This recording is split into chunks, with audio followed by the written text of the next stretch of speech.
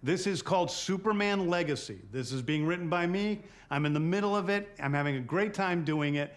And Superman will be released. What is that pose? July 11th, 2025. Hold on. What is that?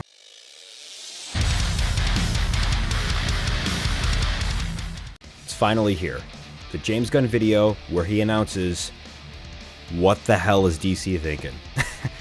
Now, this video is so unbelievably necessary. They've kicked Henry Cavill. They're on horrible terms with The Rock, Dwayne Johnson. Just a slew of just incredibly questionable decisions made by DC. Though I can kind of sympathize with some of them. DC overall as a universe has kind of been a bit of a laughingstock, except to many people who are hardcore like Snyder fans. But I don't know. I think even the Snyder fans can admit when DC is kind of falling off when they're trying to make something solid. Anyways, I'm going to jump right into this. I just got in the door. A friend Brandon texted me this. I was going to watch it, but I was like, this is a good reaction, so I saved it. So let me click in here and check this out. Move my camera a little bit. Oop, the other way. All right. Guys, before we go into this video, please like, comment, subscribe. These things really, really help push the channel. Let's jump right in. Hey everybody, I'm James Gunn. I'm the co-CEO of DC Studios. So as many of you know, DC has been disconnected in film and television for a long time. And it's one of, our jobs, mine and Peter's, is to come in and make sure the DCEU is connected in film, television, gaming, and animation. That the characters are consistent, played by the same actors, and it works within one story. And if something is outside of that, like Matt Reeves' Batman or Todd Phillips' Joker or Teen Titans Go, that it is clearly labeled as DC Elseworlds, outside of the mainstream DCU continuity. Now, Peter and I have gotten pretty lucky in terms of the 4 projects that are coming out over the next year. First, we have Shazam! Fury of the Gods. Shazam has always been off kind of in his own part of the DCU, so he connects very well. That moves directly into The Flash, a fantastic movie that I really love that resets the entire DC universe. Then to move into Blue Beetle, a fantastic film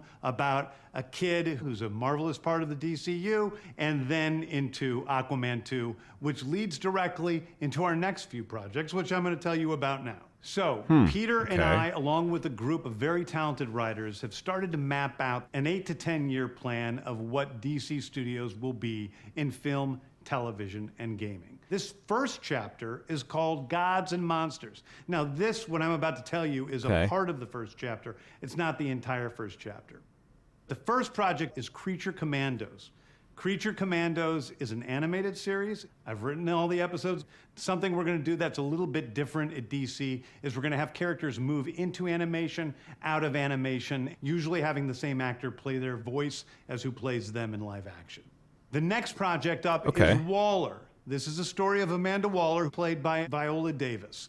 Viola Davis is going to team up with members of Team Peacemaker, and this is a story that's been created by Crystal Henry, who did Watchmen, and Jeremy Carver, who created the Doom Patrol. It is a fantastic story that's out of this world, and I can't wait for people to see it. Okay, next up is the big one, the true Viola beginning Davis, of the DCU.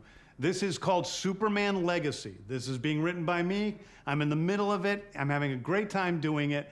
And Superman will be released. What is that pose? July 11th, 2025. Hold on. What is that pose? The next thing is a big premiere HBO television series called Lanterns. This series. Oh, hold on. I have to go back. That sounded big premiere on the true beginning of the DCU. This is called Superman Legacy. This is being written by me. I'm in the middle of it. I'm having a great time doing it.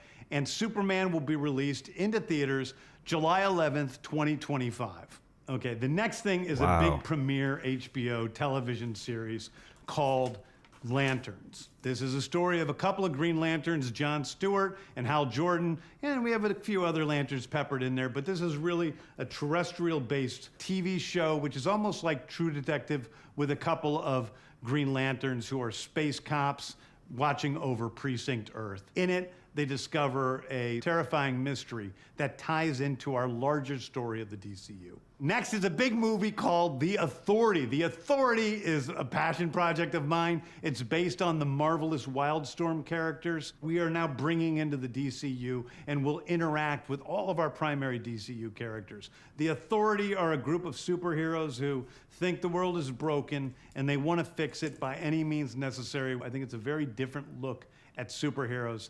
We're doing a television series called Paradise Lost. Paradise Lost is the story of Paradise Island, usually known as Themyscira, which is the birthplace of Wonder Woman. It's almost like Game of Thrones with Westeros, but with all of the inhabitants of Paradise Island. The introduction of the DCU's Batman is The Brave and the Bold. The Brave and the Bold is the story of Batman and his actual son, Damian Wayne. This is based on Grant Morrison's great comic book run. Damian Wayne is my favorite Robin. He's a little assassin who Batman tries to get in line, and so this is the story of the two of them and the beginning of sort of the Bat family in the DCU.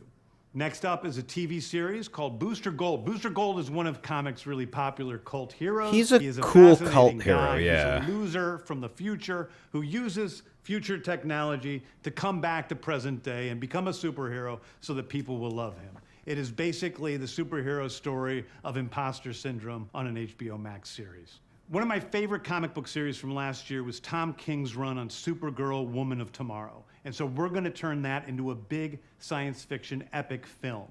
Now, Superman is a guy who was sent to Earth and raised by loving parents, whereas Supergirl in this story, she is a character who was raised on a chunk of Krypton. She watched everybody around her perish in some terrible way, so she's a much more jaded character. And that brings me to Swamp Thing, the last thing we're going to talk about. That's it? A very dark horror story in the origins. I thought that was going to go more into monster Supergirl. Who is Swamp Thing.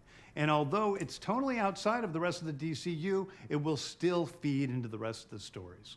Anyway, those are the stories that I can tell you about right now. I've loved the DC characters since I was a child. They're incredibly important to me. I knew that this was a once-in-a-lifetime opportunity to do something very different. One of the things that's very important for me in all of these movies and TV series is that the director's vision and the vision of the writers and all of the creators is unique and something special. Storytelling is always king. That's all that matters to us. And I want to be true to I those hope stories. I want to be so. true to you guys and really give you something different than you've ever seen before. Anyway, thank you, everybody. I appreciate you watching. I hope this was exciting for you because it's really exciting for me. And I can't wait to start to dive into these stories with you guys on this grand adventure. Thank you so much. I mean, I wonder what people are thinking about this. I think this looks, again, it looks good.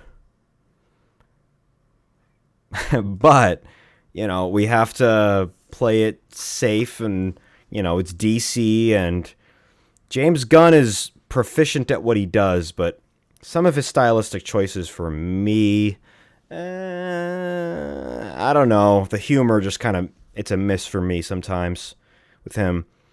I mean, the only thing I gotta say, I love the Lanterns idea. I think that's fucking awesome. The Authority, I don't know much about them. Paradise Lost sounds fantastic. That like is something we wanted, I think, after we saw the first Wonder Woman movie, and we were like, we can have a whole movie on Themyscira. It's just like, seriously. And I love Themyscira. I love that whole island. I love all of the origin with that and all of that. Batman Brave and the Bold. Damian Wayne is his favorite Robin. Damian? I don't know. I do think it's a good story to tell with Batman and Damian. I think it's a really good story. But I don't know. We'll see. Supergirl, Woman of Tomorrow. See, Supergirl is another really cool character just because she's so, as he mentioned, damaged and jaded in a way. And she's kind of, what's the term? Angrier, I guess, than Superman is. And recent iterations of Supergirl have not really conveyed that in the same way. So I'd like to see that side of Supergirl really come out potentially. I don't know much about Swamp Thing. I don't know enough to care, honestly. I know that he's like an extremely popular character with a lot of the DC people, DC fans and such. But yeah, Superman. I don't know. What was that pose? What was that? What's this? What of all the poses that they could have done for Superman? What?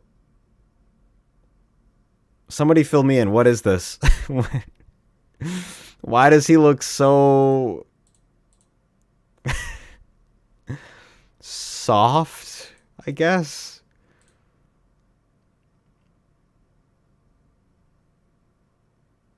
I don't know. It seemed like a weird choice to show. I love what's her name? Yeah, Watchmen and Jeremy Carver. Olivia, who plays Amanda Waller, she's fantastic. I think she's like the best person they could have possibly gotten to play Amanda Waller easily. I love Amanda Waller. Booster Gold, no idea. I am indifferent to him. I know he could be cool. He could be funny. I think we're kind of spent on playing with quirky characters, you know, the Deadpool types. Kind of indifferent to that. Anyways, I don't really have any super strong opinions on this. I do think DC needed a kick in the ass. But truly, it needed a kick in the ass earlier. Like, it's been kicking and screaming for a little too long.